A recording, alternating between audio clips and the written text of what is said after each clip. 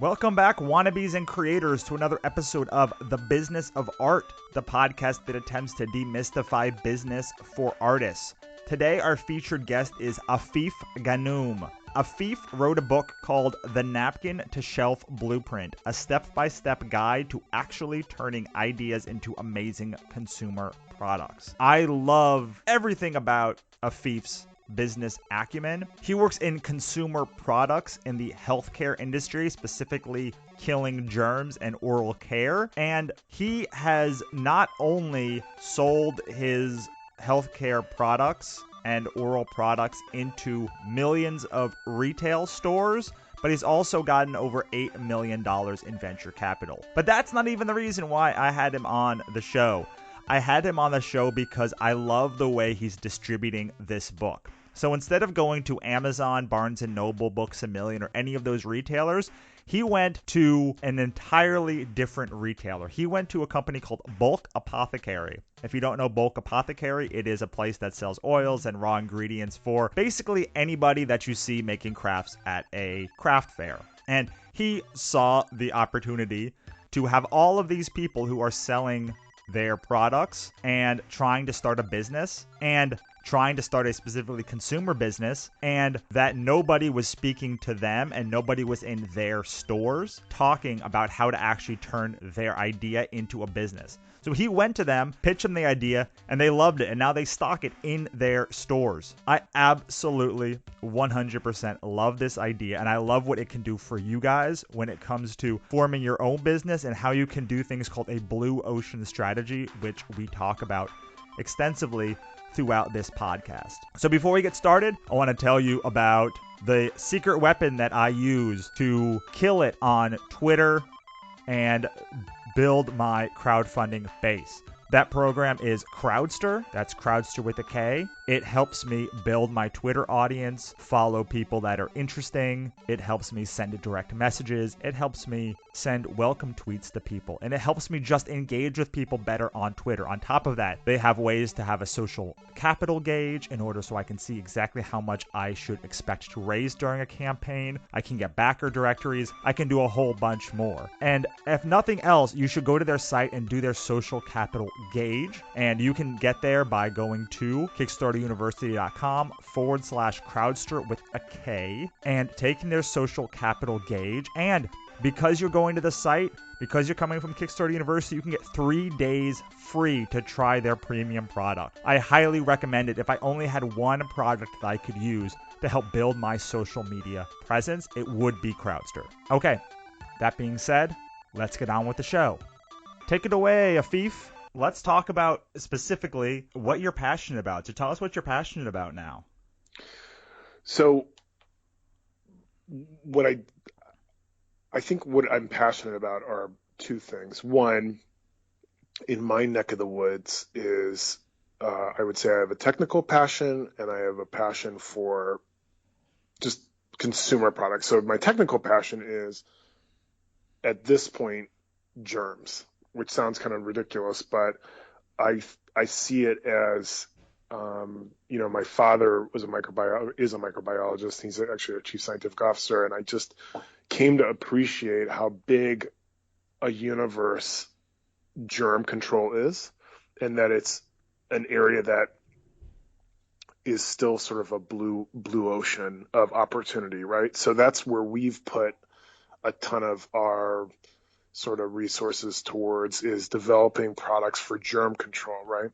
So that's sort of I guess the boring part of the passion, but one of the things I always preach is that if you're not fully into it, and there's many ideas you're going to come across when you're thinking about consumer products, and a consumer product I look at is anything from literally a painting to an oral spray to windows, anything that someone buys, right?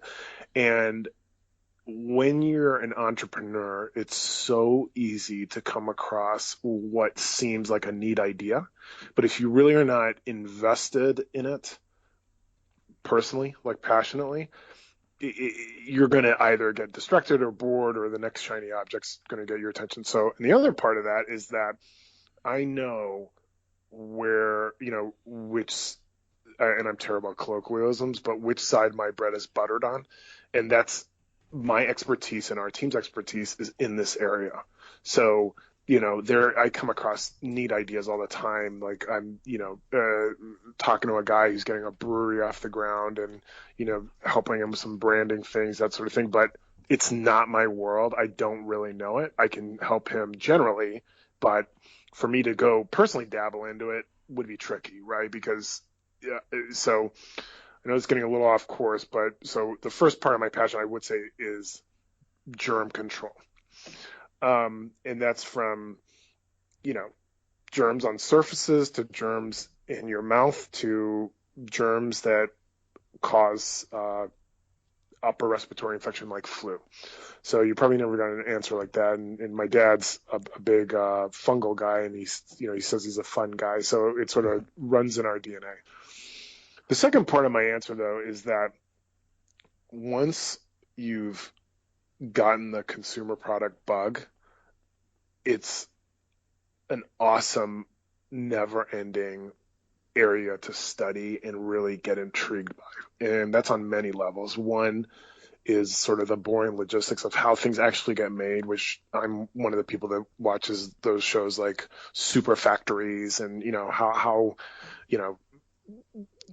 Miller makes 2 million bottles a day of their beer and gets it all over the country, in 24 hours, like the logistics behind actually making products to really neat, cool packaging. And, there's sites like the Die Line that I encourage people to take a look at because it is amazing the innovative, neat ways people come up to package, frankly, boring products. I'll give you a very easy example. Wool for knitting, right? About as boring a consumer product as you can find. I came across on the Die Line, which is a global site of packaging concepts from products that actually have launched to just design students putting out ideas. And I came across this one, and it's one of the examples I use in one of the supplements I have in my book of knitting wool that's dark, that is packaged in what looks like a sheep. So it looks like the wool is the actual wool still on the sheep. And it was just so creative and a way to stand out in a total commodity market of, knitting wool that I love that. So I really, really, really got a kick out of figuring out how to differentiate yourself as a consumer product, how to place yourself, because the reality is there are only so many original ideas. And, we can talk about this more, but one of the things I sort of preach is almost the worst thing you can do with a consumer product is come up with a totally original idea, because unless you're shockingly wealthy or you're a Procter and Gamble, chances are it's almost insurmountable for you to educate your average consumer about what your product does if they've never heard of it. As opposed to coming up and looking for a product. I always say, I guarantee you, and I'll pay anybody $100 that I guarantee them I could find them a product that has the potential to be successful. And it's a trick question or, trick little riddle, because all you have to do is go into a drugstore and anything they're selling sells, right? So an easy example, and this is one I use in my book, Napkin to Shelf, is lip balm. There are probably hundreds of different brands of lip balm. But when you look at lip balm, there's so many fascinating ways that they've been positioned in the market that there are so many successful brands on what is one of the most commodity-driven product categories. So take Burt's Bees. Burt's Bees, most people have probably heard of it. The idea of this sort of folksy Bert who everybody imagines in the back with his beehives creating lip balms. Well, the reality is that brand's now owned by Clorox, and there was a Bert who I think just recently passed away, and there's a really interesting um, documentary called Bert's Buzz, which is really cool, and I think it's on Netflix about the story of how he created it, and it has a lot of salient business lessons too. So I definitely recommend people check that out. But so you have Burt's Bees on one end. Then you have a brand called EOS, where their differentiating factor is that they made their lip balms look like colorful little eggs, right? And then you have Lip Smackers, whose positioning is really nothing more than 1,000 different flavors, ranging from Dr. Pepper to strawberry and everything in between, right? And so the list goes on and on and on. Chapstick's more like a medicinal one. So, that's a product category that seems so inundated with products, but yet going in, people buy lip balms. They're very, very cheap to make, and they're very perceived to be pretty cheap to buy, a few bucks.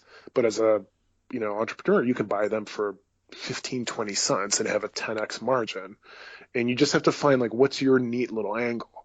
Like these guys on Shark Tank came up with this idea of selling two lip balms at a time, where they were supposedly complementary flavors that when you kissed, they would have a unique flavor, and they called them kiss sticks, right?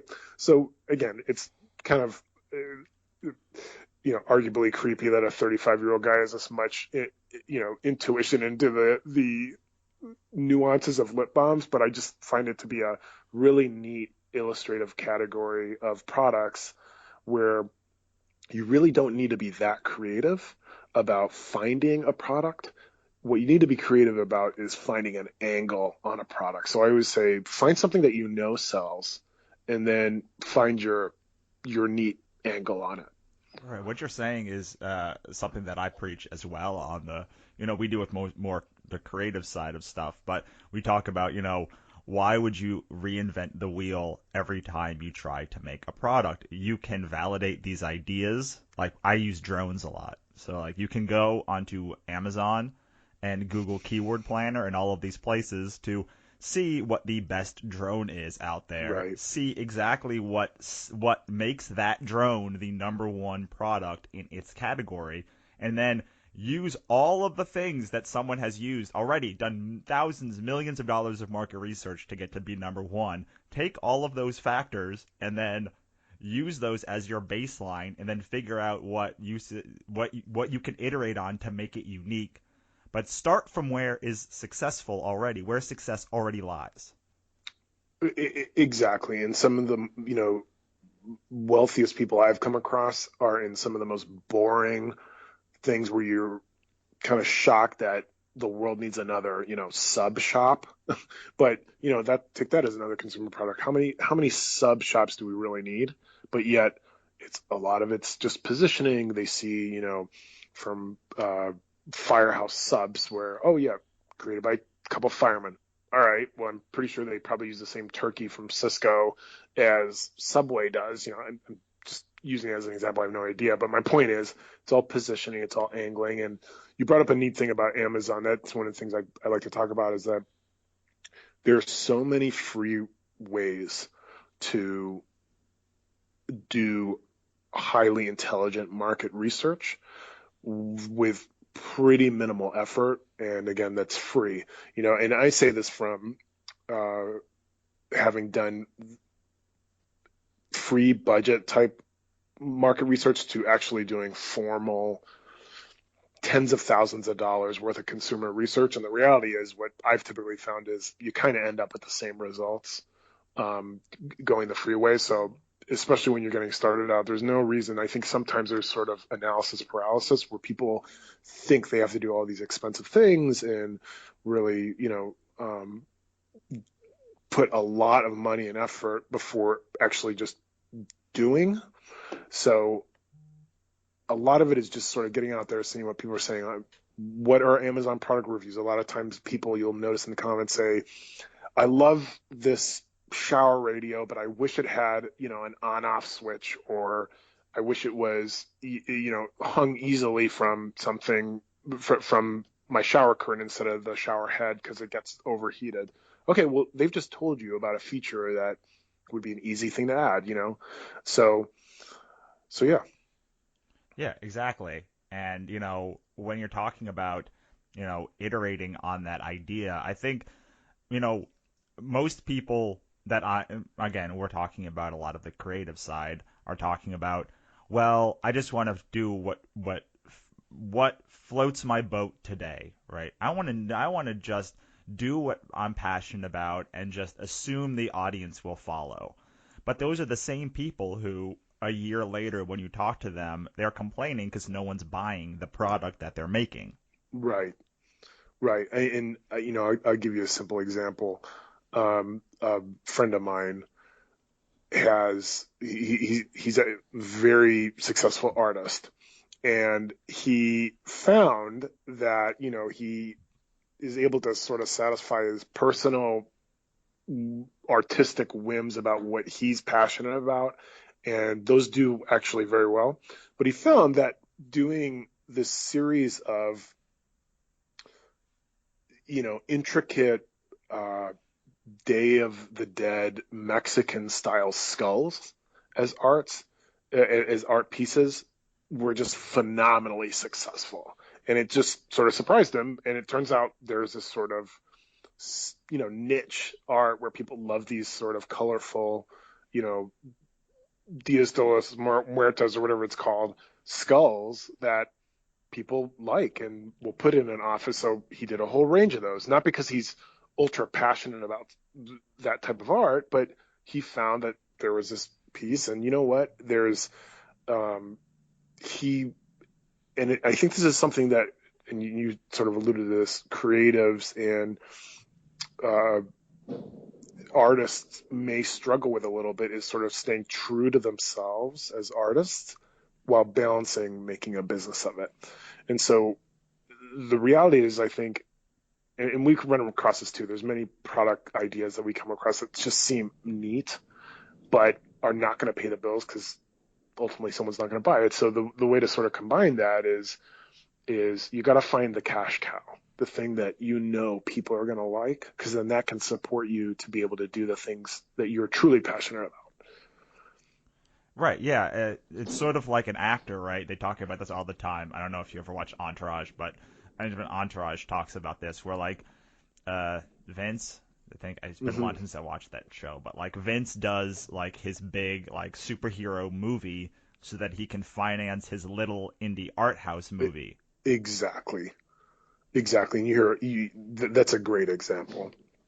You hear about all these guys like a Jared Leto who does some big movie, but then for the next 5 years, all he's doing are you know, independent film house movies because that's truly what he's about. But he knows, the reality is he's got to pay the bills and he's got to be in the public conscience. And the fact that he's in these big movies allows him to raise financing for small movies. And so, I was at Sundance Film Festival a couple years ago, and I was lucky enough to go to an evening fireside chat with Ice-T.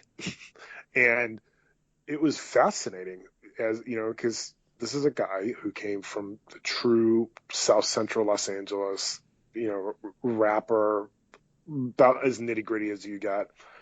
And he's sitting talking about him being on Law and Order SVU and saying, listen, am I passionate about my art? Am I passionate about uh, rapping it? He was actually there because he had just released. I don't remember the name of the documentary, but it was a documentary he did about the history of hip hop and rap, right? Which I highly recommend. I think it was called. Um, I don't remember, but it's. I'm sure if you Google Ice-T documentary, it'll come up. But one of the things he really talked about was that Law and Order SVU was this phenomenal vehicle for people to learn about Ice-T, and that it was not about whether he was black. It was not about whether some of the audience was white. It was about green, which was for him. He was able to make money off of it and support the other things he wanted to do. And also, he was only on that show because he was making money for NBC, because that brought in, a demographic that was into Ice-T. So again, it's awesome to have pure intentions in any of your passions, but if you want to make a business out of it, you gotta, and hopefully the amazing situations where those things utterly collide and you can truly pursue your passions. But a lot of times you gotta, you, your product is only as good as someone who's willing to buy it at the end of the day. Right. I mean, I think you said a couple of things that I would love to unpack. The first is that Ice-T and NBC had a symbiotic relationship. That Ice-T wanted money and he wanted to act, and Right. he wanted a bigger exposure for audience. So he forewent, how much potential revenue and profit he could make by making his own law television show, because NBC's audience was just so enormous that he took, again, they pay a lot of money, but like not as Well, much yeah, as he and would make if he were doing it himself on a per like viewer basis. But he wanted more exposure, and at the same time NBC wanted exposure to an audience that they didn't already have access to. right, and taking it a step further, he could have taken the attitude of, I'm not a sellout. I'm this sort of, uh, you know, rough, uh, truly, because if you go back and listen to Ice-T's, especially his early stuff, it is about, it makes NWA seem, like kids fair. He's very, very nitty gritty is sort of how I'd put it. But yet, if he sort of stuck to his gun, like, I'm not going to sell out and be on some NBC show, he would never have the exposure and, the financial stability and all those things to be able to do a passion project like he did this documentary. Or, it's like Ice Cube in, being in movies like Are We There Yet? Which I don't think Ice Cube of 1991, Today Was a Good Day and NWA would have thought himself ever doing. But guess what? He's able to then produce Straight Outta Compton, which clearly is a passion project and is obviously a big success in its own right. So, again, it's not about compromise, it's about practicality as I look at it. And, again, if for anybody, it's not just artists, but if the true passion is, living in a cabin and, doing the only art you want to do, more power to you and God bless you. But if you want to make it into a business, you got to make sure it's something that's going to connect with your audience. And it's actually not that complicated to find out what your audience wants. No, because they tell you all the time what they want. Right. Um, Exactly. and on top of that, I think that that's a large part of business overall. I mean, let's take your business. You are passionate about germs. You have an oral spray. Um, if that was the thing, if you really really just loved oral sprays, and but you were also passionate about germs, and you were like, well, this lip balm really really is good at germs. Like, it's almost exactly what I'm passionate about, but it gives me 10 times more revenue than this oral spray. Like, you're still 95% pursuing something you were incredibly passionate about. It's just, it's not 100%. And would you take that 95% passion, or would you rather stay at a job that is 0% of your passion? No, you're 100% right. And really part of it too is there's a balance with sticking to your knitting. And I'll give you a personal uh, story on our end, right? So we one of the products we created was the first oral care line for 50 plus adults. Again, not a fascinating, exciting category, but we saw an area where, hey, people buy a lot of mouthwash. There's a lot of products in other areas like vitamins for 50 plus adults, but there's nothing for adults as they age for oral care. And it turns out older adults have totally different oral care needs than younger adults, right? So there was really a market need here. So we presented it, it's in Walgreens today, a number of other retailers, Walgreens the biggest one. And but where I'm going with this is we had an opportunity to get on QVC with it, and QVC loved it. But they said, could you add a toothpaste?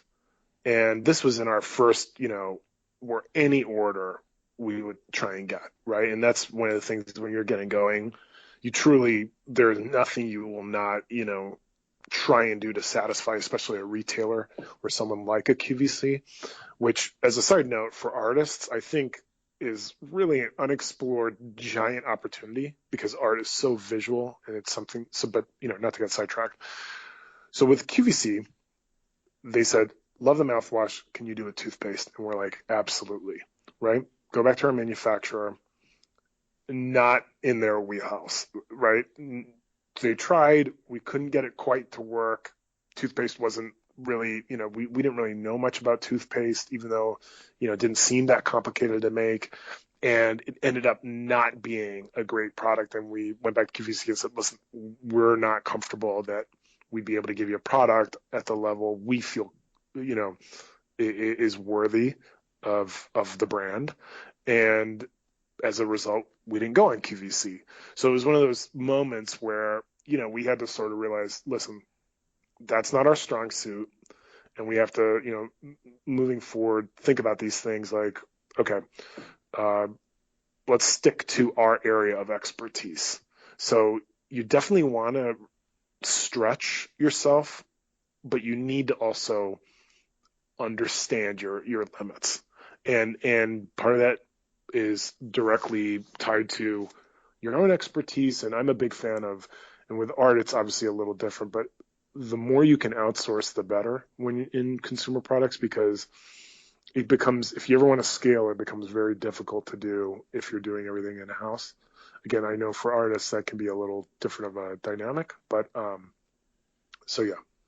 But not really, because I'll give you an example from when we did Katrina Hates the Dead, which is the book we're actually launching at Long Beach Comic Con, which is in the future when we're talking about this now today, but will be in the past by the time it launches. And it's a Kickstarter. We're doing a Kickstarter right now, but it was our last Kickstarter project. And the artist himself decided when we first started that he was going to do everything from sketches to pencils, inks, colors, letters. And he got about 10 pages in and was like, I can't do colors. I can't do the colors too. I can do pencils and inks. And then, it got to a point about an issue and a half, and he's like, I can't do the inks either. I just have to do colors. I just have to do pencils. And again, that's outsourcing. Now he outsourced. Now he's focused on his core competency, which was pencils, and he outsourced inks, colors, Right. letters, all of the other things. Also, when you talk about what I do and the publishing company is, I don't print. I have very little stock except for shows. I don't distribute for the most part. My distributor does that. So I have programs and people that are marketing teams to handle all of my, Twitter and Instagram and Kickstarter University growth. And I focus on the things that I do well, which is create content and interact with fans. Right. And it's, to give you a sort of a parallel example, we sell hundreds of thousands of units a year of our products. We have 3 full-time employees. I don't even see a bottle when it's being manufactured. It gets manufactured, goes to our warehouse, and it goes out to retailers. So the less of that, whereas if we were trying to do everything in-house, it would not, on 2 levels. One, the challenge becomes you're going to run it. The chances of us being able to do everything excellent in-house, unless you have a giant staff, which gets expensive, is low. Especially now with the internet, it's pretty easy to find someone who can do an excellent job somewhere around the world for a very reasonable cost. The second is that, as you said, when you start to scale, whether it's printing, in your example, or for us producing over-the-counter drugs, the nightmare scenario is that you have a hit and you just cannot keep up with demand, or your quality goes down, or that sort of thing. So I always encourage people from day one, even if it seems like you're making 10, try and outsource. The other advantage of that is that it's very, very hard to determine what your true cost of goods or what it costs you to make something are when you're doing it yourself versus if you get to a printer or a manufacturer in our case, you may only need a couple hundred units at first, and that might be more expensive. But these guys are experts. They'll be able to tell you, listen, if you can hit 5,000 units, your cost is going to be X, or 20,000 units, et cetera, et cetera. So that can help you from everything from planning internally to uh, understanding what your true financing needs are, which is an area that a lot of people sort of take the I'll finance this on a credit card, and all of a sudden they need $25,000 for the next step of their business, and they have no real plan around why they need that money because they've been doing everything internally, pouring candles in their garage.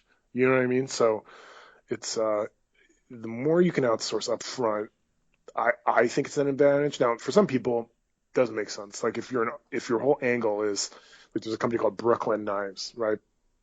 Or a guy I know who runs a brewery called Early Bird Brewing.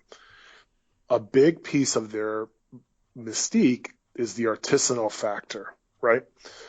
That's clearly not going to work if you're outsourcing, everything. Now you're rate limiting yourself as to how big you can be, but that's okay. You can still have a phenomenally successful business And you and know it's not going to be more expensive though. Like the artisanal part goes into the factor when you're exactly. pricing, right? Exactly. Like the early bird brewery, they have beers that are, $30 because they're, barrel aged, and that's his angle. You know what I mean? That's his unique proposition to, I think we can all agree there are more beers than you can, you know, probably put in an entire book that are available, but his unique angle is sour beers with exotic yeasts that he ages. Well, that doesn't work if he's outsourcing it to some, random contract manufacturer in Michigan. So that's part of his mystique. Same with if someone's, their whole thing is like Peter Lick, the photographer, where he makes you feel that every piece, even though he does 100 or a couple hundred of each print, is artisanally done, even though it's a photo in his studios, and that's what you're buying into, you know, in addition to the art. Right, exactly. And I think what people, I mean, Kickstarter is full of examples, and I think this comes from people not really being business people or business thinking when they launch like crowdfunding campaigns. Is it's famous for somebody having a prototype and saying, "Oh, this cost me $20 to make myself, so I'm gonna sell it for $40 or $30 or whatever." They margin themselves to a place that they can't once they scale they can't possibly make that for that price because Exactly. they do something like one thing we work with Ingram, and when we first started working with Ingram they said here's how much you're going to make from a distributor, and I was like, what do you mean, don't I make the same? And they're like, no, distributor when we sell a book to a retailer they take 55%, like we get a 55% cut. Diamond takes a 60% cut. And if you're like, well, I can make this book for $10 because it only costs $5 to print. Right. Well, when you are selling to Ingram or you're selling to Diamond, your book, they're only going to give you $4 for it. And you're like, oh, well, now I'm negative $1 every single time. And that doesn't even include me shipping it to them. So by outsourcing and getting the distribution right before you do something throughout the whole pipeline, you can say, well, here's why my book costs $20 because XXXXX, it has to cost this amount because I need a $2 profit margin at the end of this to stay. Like I need to oversee all of my overhead and stuff. I need this much profit margin, and at the end of that, after the overhead, it's going to be this much profit margin, and that means that if I'm working from this number, my book has to cost or my product has to cost this much money. Right. And the other part that ultimately will play into this, and for us it was very helpful raising money, was that I had when we started and our team started, we had no venture capital connections, no, huge financing connections. But what we had was this halo effect of all of our outside suppliers, ranging from our law firm and our accountants, which are things that people need to keep in mind from day one. It's the boring things that, frankly, you should do first, otherwise, it'll be a nightmare down the road. To our manufacturers and our retail relationships and our advertising firms, who are all first rate. So that gave us this halo effect of legitimacy. So we were able to, over a few years, raise just over $8 million, dollars, and we're raising more money now. And in large part, over time, it became because of our own success. But in the beginning, especially, it was because I was able to leverage others' credibility. Whereas if, take an easy example, I was pouring candles in my basement and I had gotten, a little bit of distribution, and I approached an investor. Anybody who knows what they're talking about is going to say, seems neat, but how are you going to scale this?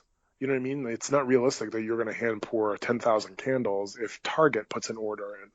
So from understanding the financials of the scaling up to seeing the logistics, the earlier on you understand that, the better. Yeah, absolutely. I mean, I couldn't agree more. And on top of that, it took, for us, it did take some headache getting set up with your distributor. I mean, there's a growing pain. There's, hey, I want it this way. Hey, this is how much it's going to cost. This is how much you're going to get. And you're like, well, why would I ever do all of that stuff? Because you're taking such a huge cut. But at the end of the day, it's been almost a year since we've been with Ingram. I mean, they do everything. Like, all I do is go in, I set up the book, I pre-press the book, they send me, this is what the file's going to be. I already know exactly how much I'm going to make from them. I already know exactly how much that book's going to cost. I build all of my pricing models and how much I can do. I know exactly how much I need to sell at a convention in order to make something successful. I know exactly how much my accountant's going to want, how much the taxes are going to be. I can predict all of this stuff out in a way that I never could when I was doing short runs or even when I was printing over in China and distributing myself. Right, exactly. So I think is that what you called it, Halo? Out of curiosity? No, the reason it's funny you say that. So our product Halo, I came up with the name, and I love the idea of this sort of halo of protection. So that's where the name came from. And our slogan, which we've adjusted, but when we launched, was protection from the air you share. So yeah, but that's the other thing. We had so many um, different iterations of names, from Oral Armor to First Line to, and we eventually settled on Halo because it's easy to spell, nice symbolism, and the other thing that people often will overlook is it had a clear trademark, which I've personally seen a number of people get down the line thinking I'll worry about it later, and they actually start getting some traction, and then they get a letter in the mail saying people think they're infringing on their trademark. So one of the first things I always, always, always recommend is, if you have a good name for a brand name, uh, make sure to take the time, and it may cost you a little bit of money, but it'll save you a tremendous amount in the long run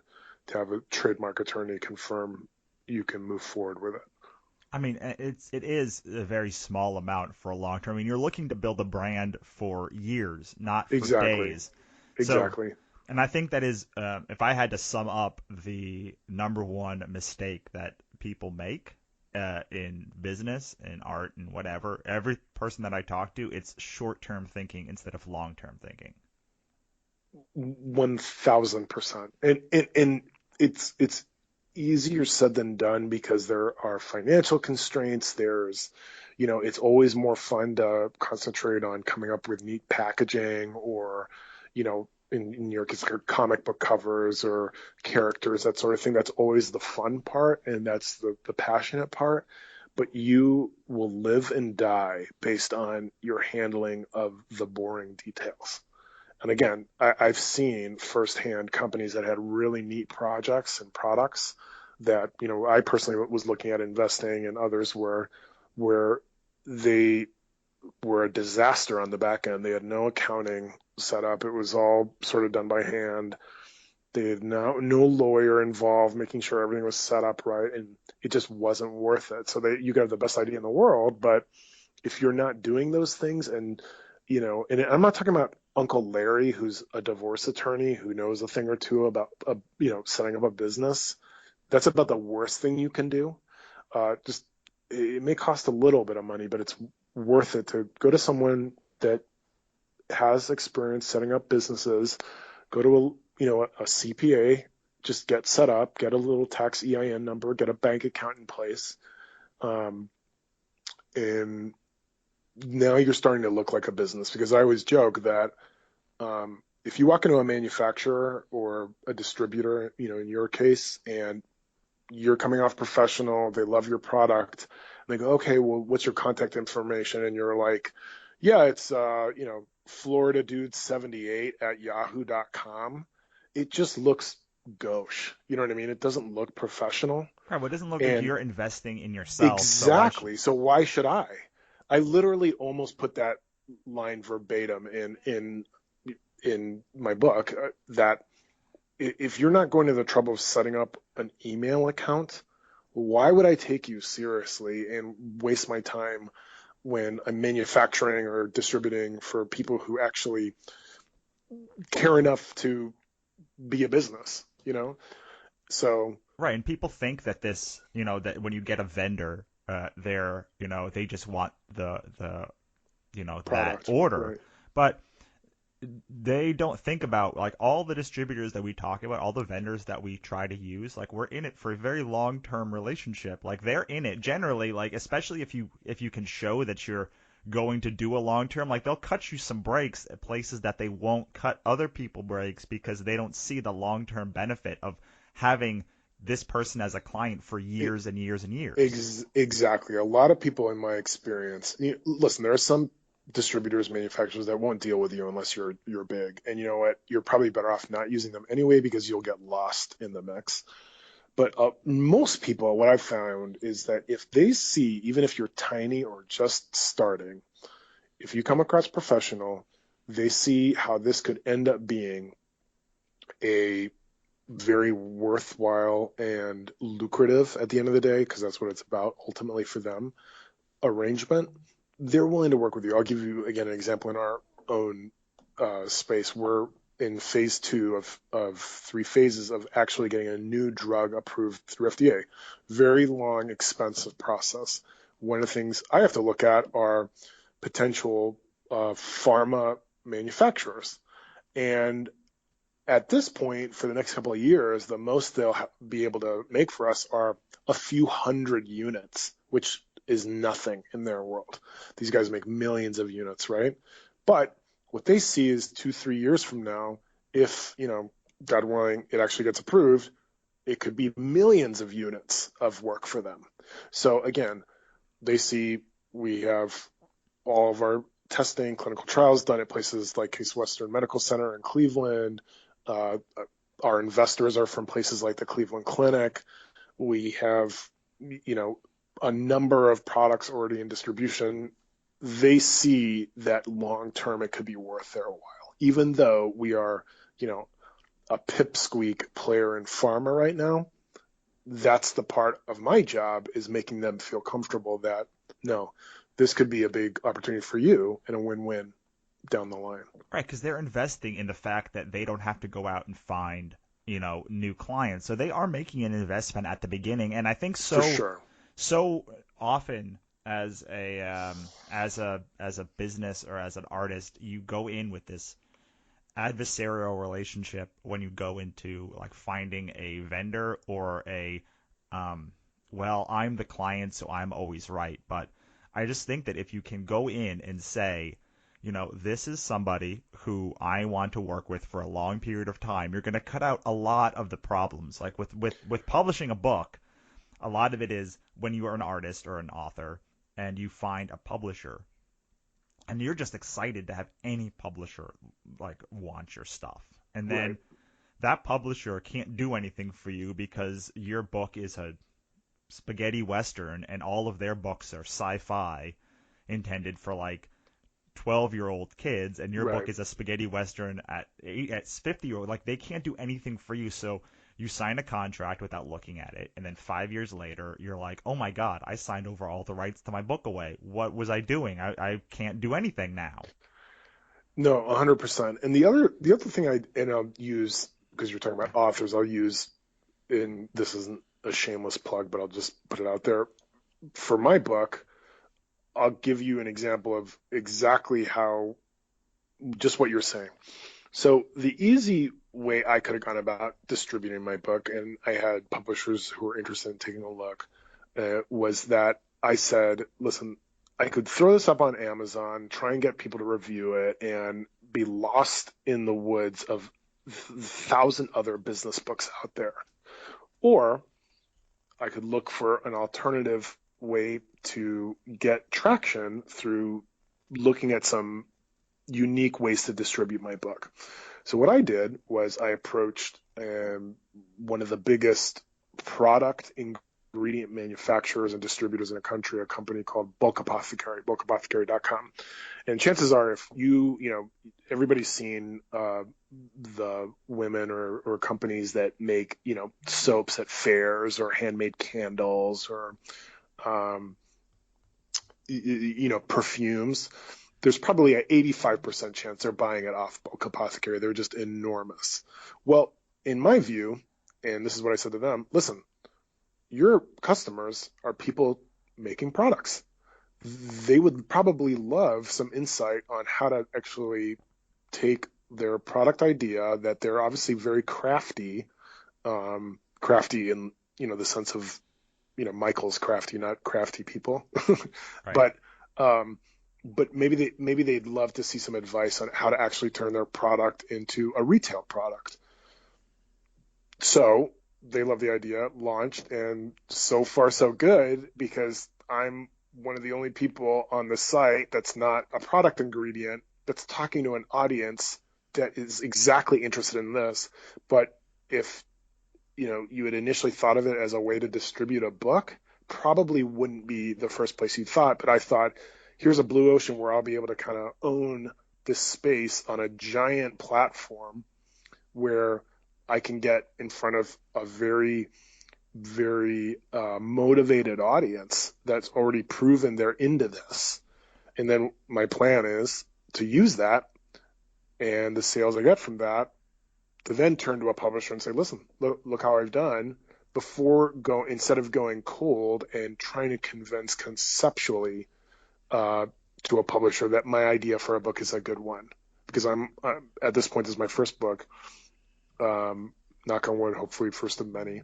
But it's always easier if you can walk into a big player with some numbers, because then you're making it less of uh, a chance and more like a proof of concept that they can justify why to take you on. So, just like Jones Soda, they knew they were never going to get when they launched into, the convenience stores and the restaurants. They launched in, gyms and other places that you wouldn't think would sell soda, but were into like alternative things. So there's always different ways to sell art.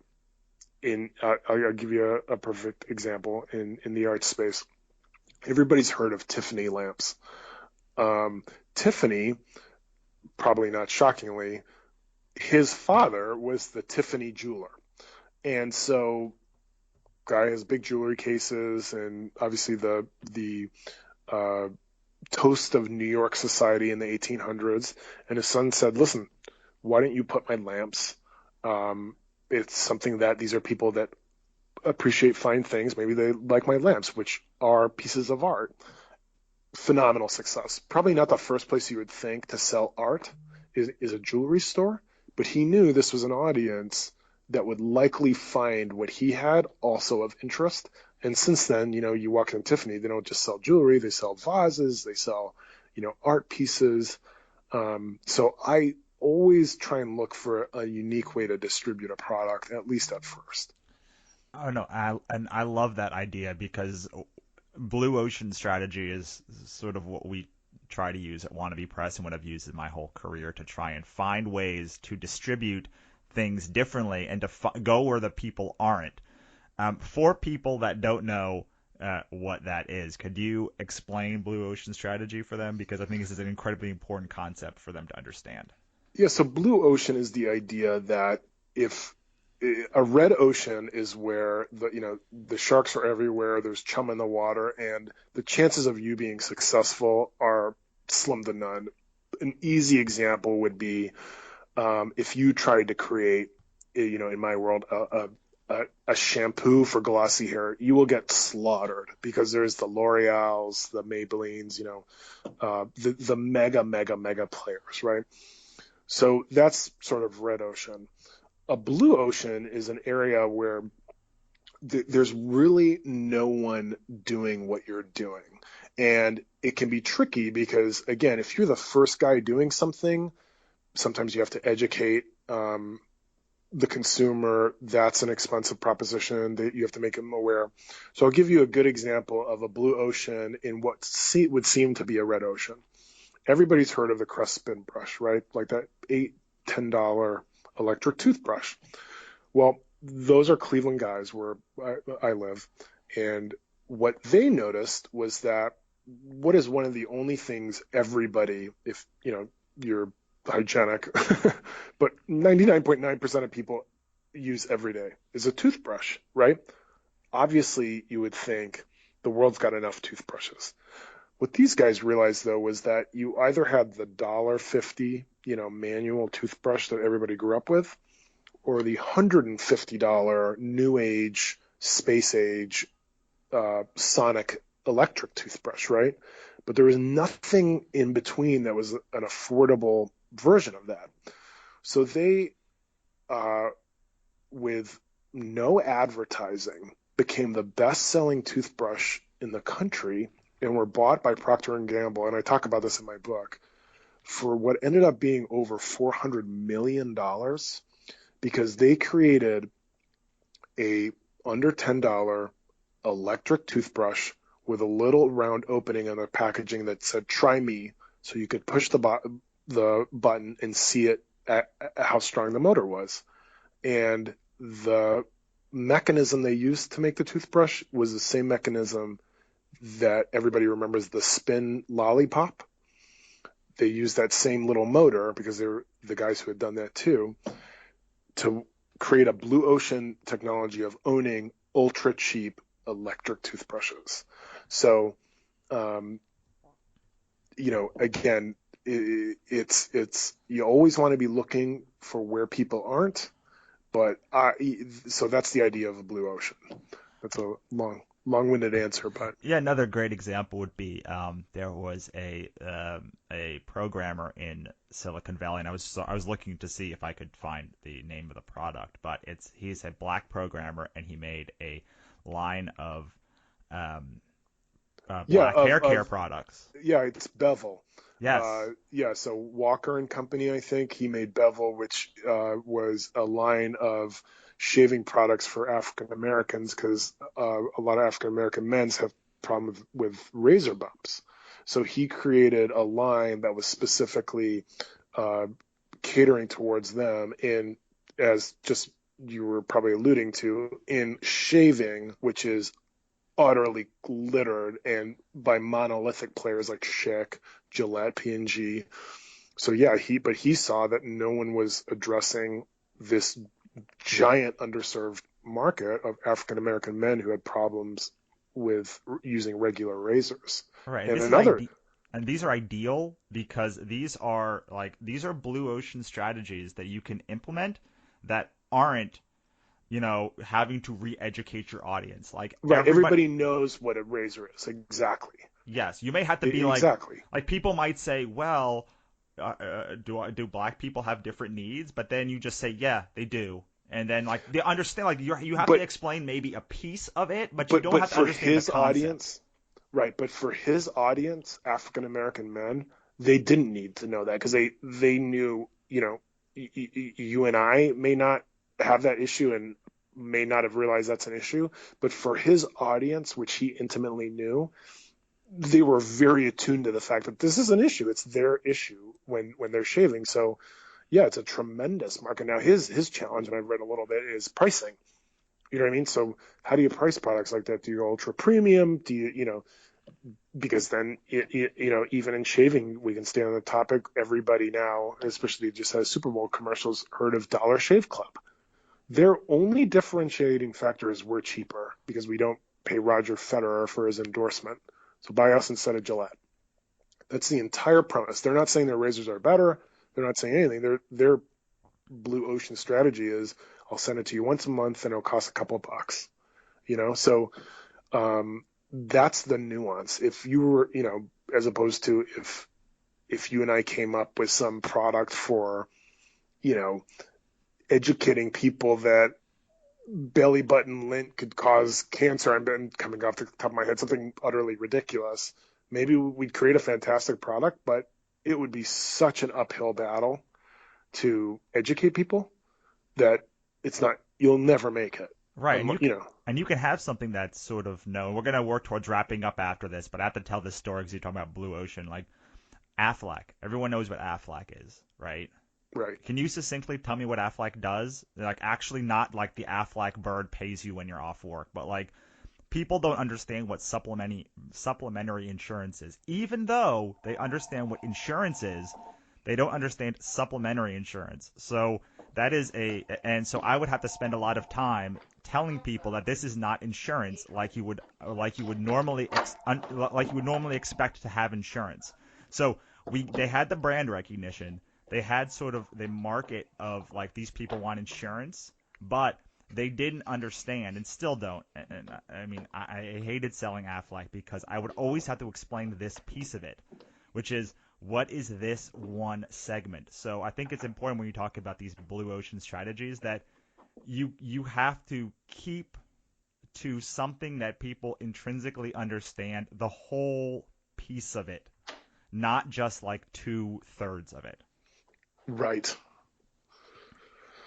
So let's work towards wrapping up, but I want to talk about your book. We've been alluding to it for the last hour. Tell us about what your book does and how it can help the business of art audience. Right. So my book is called The Napkin to Shelf Blueprint. And the idea was that when I was getting started, I really had no sort of guide to how you actually get a consumer product from, and it's called Napkin to Shelf, from the back of a napkin to actually on shelf. And again, your shelf can be anything from Amazon to the biggest retailers in the world, and we've sold literally all of the above, including selling through Facebook commenting, which we experimented with. So what I very plainly and succinctly try and lay out is exactly if all I had was an idea, how would I practically try and get that product into reality? And I go from the perspective of someone that doesn't have a giant budget, that maybe will try and raise some money down the line, but that's not a necessity. And so I very succinctly in 9 steps lay out exactly how I would do it, the things they need to keep in mind, ranging from the branding and blue ocean ideas to packaging to the logistics and the boring details to actually how to raise money. I explain the important parts of building your investor story and your product story. And it's not just about the product, it's about you, probably more importantly. And then, I wrap it up with distribution and actually how you go about promoting it. So again, whether you're selling window treatments to products like I sell to art, the lessons are very universal. And again, the key thing that I always wrote, and I had my wife look at it from this because she's a lawyer, so she has no background in this, is as you're reading this, would this help you if you weren't a business person, had an idea, how would you go about doing this? Do you feel like this is taking you through it? And um, so that's it in a nutshell. And I added a couple of different supplements to it. One was 100 plus packaging and name examples, which for art audience may be slightly less applicable, but it's still very visual and it'll give a good perusal. And so yeah. Awesome, awesome, awesome. Well, I love that. I love practicality here, and I love things you can take away, and I definitely think that you gave us a lot of that, so thank you very much. How about this? Let us give me your best piece of advice, where the people can find you, and then we'll wrap up. So you can find me on Twitter at Afif Ghannoum, AFIFGHANNOUM. You can find me on my website, napkintoshelf.com.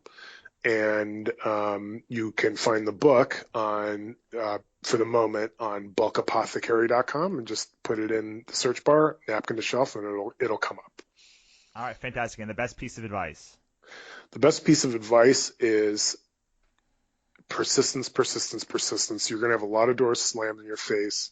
You're going to have a lot of people telling you it's a stupid idea, who most of the time are coming from a good place. And you just have to put your head down and just do it. And don't try and do it perfectly. Just get something out there. All right, man. Thank you so much for coming on, and thank you, creators, for listening in. We'll see you next time. So that was Afif Ghannoum, and I know he's not our typical guest, but I really, really think he had an important message, and I hope you guys got a lot out of it, especially how he worked with Bulk Apothecary to get his book in their store.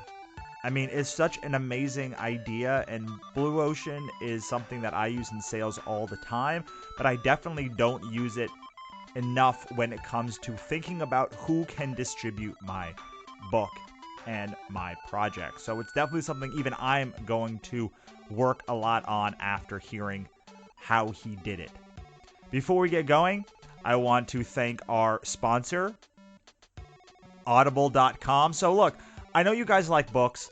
I know you guys love audio. So how about trying out some great audiobooks? I use Audible. I think they're fantastic. And right now, you can get a free audiobook if you go to kickstarteruniversity.com/audible. Now, you have to not have tried Audible before, but if you haven't, go to kickstarteruniversity.com/audible and start your free 30-day trial right now. Thanks so much, everybody. Have a great day.